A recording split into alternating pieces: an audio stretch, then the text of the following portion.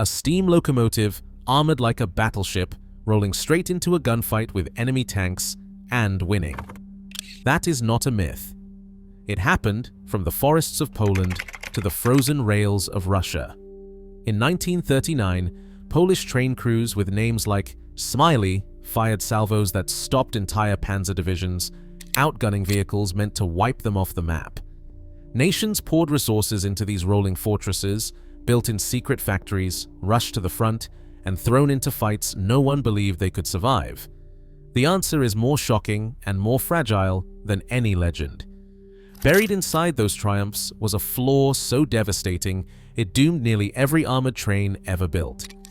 So how did these steel monsters beat the odds, and what made them vanish almost overnight?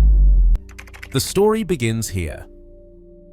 Iron plating over wooden boxcars, cannons bolted to flatbeds.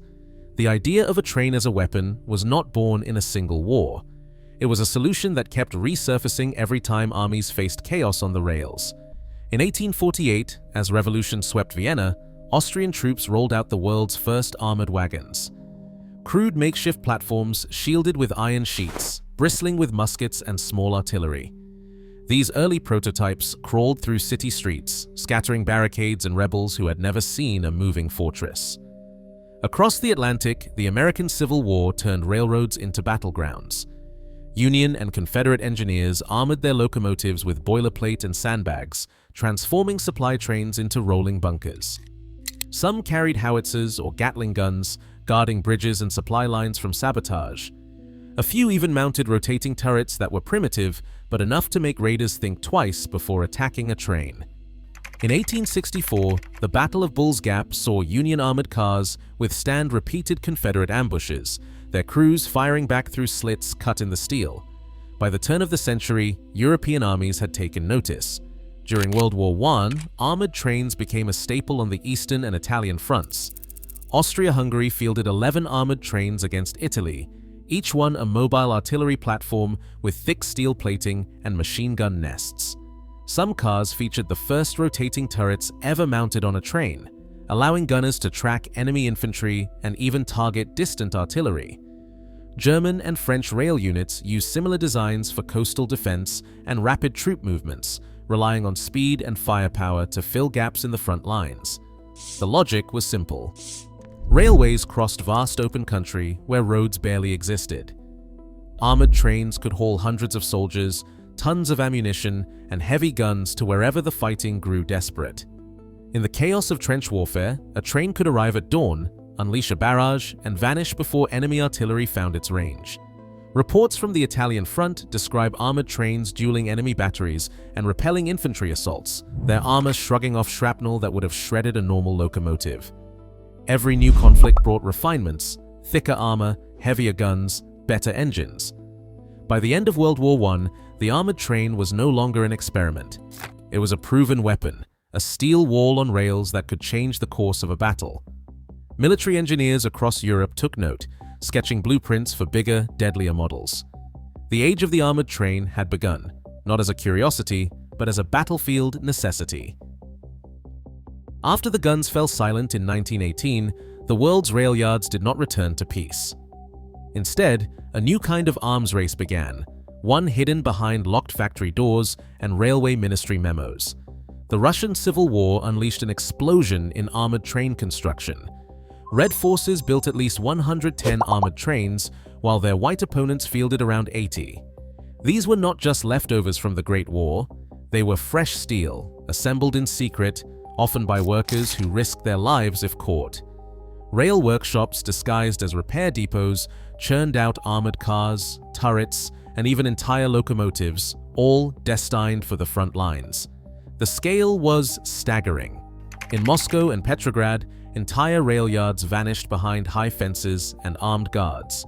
Blueprints were burned after use. Some trains carried naval guns, others bristled with anti-aircraft cannons. Crews slept in shifts, ready to roll out at a moment's notice. The Red Army's doctrine called for armored trains to spearhead assaults, protect supply lines, and recover lost ground. Anywhere the rails ran, the steel fortresses could follow. White commanders, desperate to keep pace, stripped civilian trains for armor, and cobbled together their own fleets, sometimes with little more than boilerplate and scavenged weapons. The fever spread west. Poland, fresh from independence, saw the armored train as a shield against invasion. By 1939, Poland maintained 2 full battalions and 10 operational armored trains, remarkable for a country with limited heavy industry. Their doctrine was clear: keep the trains in constant motion, use them as mobile artillery, and never let them fall into enemy hands. Workshops in Warsaw and Krakow worked around the clock, converting passenger cars into armored fighting vehicles. Even after new construction stopped in the early 1930s, crews kept the old machines running with ingenuity and spare parts scavenged from across the country. Czechoslovakia took a different path, betting on innovation. Engineers at Skoda Works drafted plans for next-generation armored trains, sleeker, faster, and harder hitting. Most never left the drawing board, but the country did produce a handful of armored draysigns, compact rail-mounted scout cars that could zip ahead of the main train, spot ambushes, and relay enemy positions back to command. These prototypes hinted at the next evolution, not just brute force, but speed and reconnaissance. All across Eastern Europe, the armored train was no longer a stopgap. It had become a weapon of strategy, built in secret, deployed in numbers, and trusted to hold the line when nothing else could. By the eve of World War II, armies from Russia to Poland had turned their rail networks into arteries of steel and firepower, ready to unleash their armored fleets at the first sign of invasion. Dawn broke over Mokra with the clatter of tank treads and the distant thunder of artillery. On the rails behind the embankment, armored train number 53, Smiley, waited under steam, its crew tense, eyes fixed on the horizon.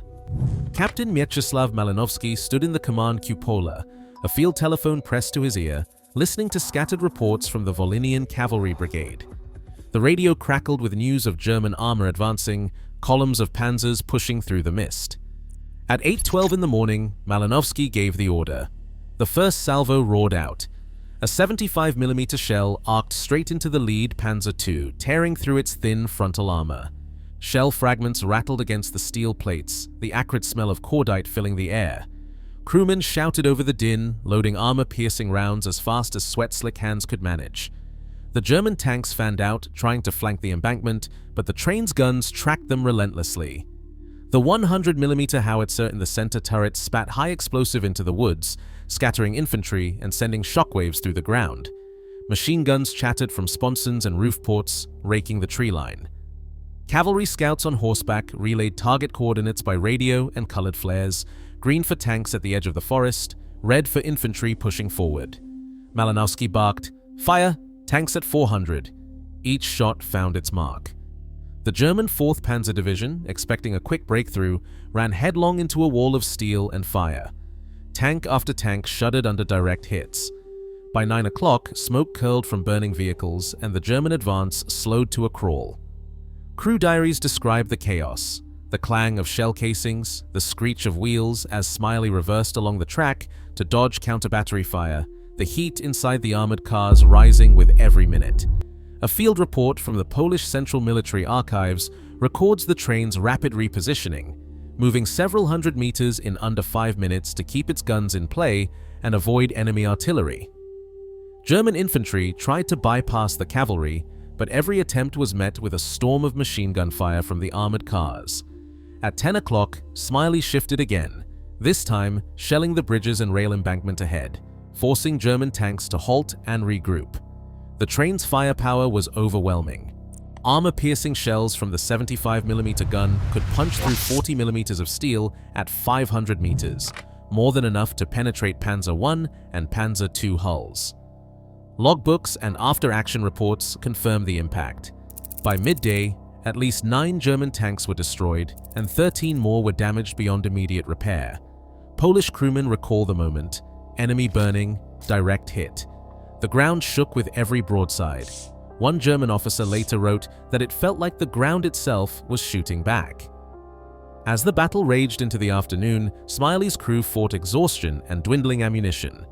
Communication lines were cut by shellfire, forcing runners to dash between the train and cavalry positions under fire. Yet the coordination held.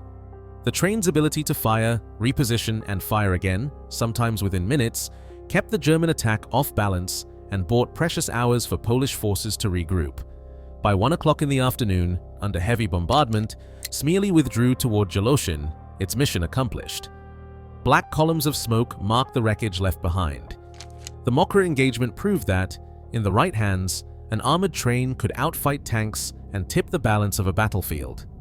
For a few hours, steel on rails had held back the armored might of the Wehrmacht and made history. On the Eastern Front, armored trains reached their ultimate form, not as one-off heroes, but as rolling juggernauts built for industrial war. The BP-42 and BP-43 series, unleashed between 1942 and 1945, were more than just trains with guns. Each was a mobile fortress, sheathed in 30mm of armor, thicker than many tanks of the era, and bristling with firepower that could level a village. Their main guns, often 76 or even 105mm, outranged most tank cannons. Some cars carried turrets taken straight from Panzer IVs. Others mounted anti-aircraft guns, heavy machine guns, or even field howitzers, all linked by armored walkways and shielded firing ports. These trains were designed for total war. A BP-42 might roll out with over 120 crew members, gunners, engineers, mechanics, and signalmen, each trained to fight, repair, and defend the steel. Leviathan under fire. Dual roll cars served as both artillery platforms and troop transports, able to offload infantry or sappers in minutes. Anti-aircraft mounts bristled from the roofs, manned by gunners who slept in shifts, always ready for a sudden attack from above. When the Luftwaffe or Red Air Force appeared, the sky filled with tracer fire from the train's flak guns, sometimes forcing enemy planes to break off their runs. Captured trains did not go to scrap. They were patched up and sent back into battle, often with new insignia and makeshift repairs. Soviet and German crews alike learned to strip enemy trains for parts, remount guns, and repaint the armor in a matter of days. RG-5. A technical sheets shows Soviet rail troops repurposing German BP series trains captured during the 1944 offensives, swapping out damaged turrets and rearming with Soviet artillery.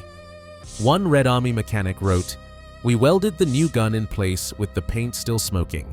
By the next dawn, it was firing at the enemy." The scale of these trains changed the battlefield. In the chaos of the Eastern Front, a BP-42 could hold a rail junction against tanks and infantry for hours, its guns booming across the steppe. German intelligence reports from 1943 describe Soviet armored trains firing on advancing Panzers at Chilino Station, halting a tank thrust for 2 hours and knocking out multiple vehicles before retreating under air attack. Soviet bulletins called these trains rolling strongpoints, able to delay entire divisions and force enemy commanders to rethink their assaults. Morale reports from both sides tell the same story. The arrival of an armored train in a threatened sector restored confidence among defenders and struck fear into attackers. Crews described the thunder of artillery echoing down the track, the vibration of the rails under full steam, and the sense of invincibility, at least as long as the rails held. One German divisional commander wrote, "The train's firepower was a wall of steel. Crews fought with exceptional bravery, even under direct tank assault, knowing retreat was impossible without track control." Psychological shock mattered as much as firepower. Soviet infantry advancing into a rail yard sometimes found themselves pinned by a train's sudden barrage, the ground erupting in shells and machine gun fire. Red Army soldiers described the experience as, "The earth itself shoots at us," a phrase that spread through the ranks whenever a camouflage train opened fire from the tree line. For a brief window, these machines dominated the tracks, their armor and guns turning the tide of local battles and earning a reputation as the Eastern Front's steel heavyweights. Steel armor and heavy guns promised invincibility, but beneath the surface, armored trains were always on the edge of breakdown. Soviet depot records from 1943 show that more than 40% of BP-43 trains sat idle at any given time, crippled not by enemy fire, but by their own machinery.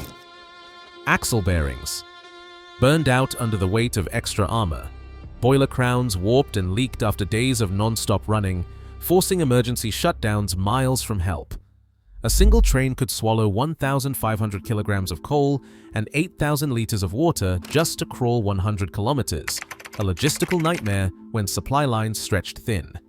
Crews worked in shifts, crawling under cars with wrenches and oilers, patching leaks with whatever they could find. One mechanic's diary, found in the RGFA archives, reads, "Working through the night with no spares. Pray for supply train tomorrow." Medical logs from the same period list crew after crew pulled off the line, suffering from steam burns, exhaustion, and the effects of breathing coal dust for days on end. The steel fortress was only as strong as the men and machines that kept it moving, and both were wearing down fast. Saboteurs worked by moonlight, crawling through grass with fuse charges clamped in their teeth. Along the Brest-to-Minsk to Baranovichi corridor in late June 1944, partisans and Polish resistance fighters waited for the thunder of armored wheels. They set explosives beneath the rails, timed to detonate as the armored trains thundered past. When the signal flashed, the rails erupted, tearing open engines and hurling steel cars into the ditches. In a single week, 11 trains were wrecked or immobilized, and 3 armored trains were destroyed outright. German Rail Command logged over 200 casualties and ordered a tactical withdrawal from the sector. A Wehrmacht report called it an intolerable scale of sabotage. Survivors scrambled for cover, but the threat did not end at the tracks. By spring 1944, the Luftwaffe launched its first dedicated anti-train air raids. Stuka dive bombers, armed with armor-piercing bombs and autocannon pods, swept in at low altitude. Mission logs from April 29th describe a direct hit on train 8.11 near Lublin. Shaped charges punched through the armored roof, detonating ammunition and leaving the locomotive burning. Crews fired back with flak guns, but the sky belonged to the attackers. German protection units reported losses from both sabotage and airstrikes, and armored trains that had once seemed unstoppable now lay twisted and smoking, their steel hulls no match for explosives and bombs. Steel on rails once defied tanks, but today, mobility and vulnerability still decide every battlefield. As military technology evolves, the lessons of armored trains echo, no armor is invincible, and every advance creates new risks. The real arms race is not in machines, it is in adapting faster than your enemy. History's iron giants remind us, victory always rides on what you cannot see coming. Thanks for riding along. Share your thoughts below.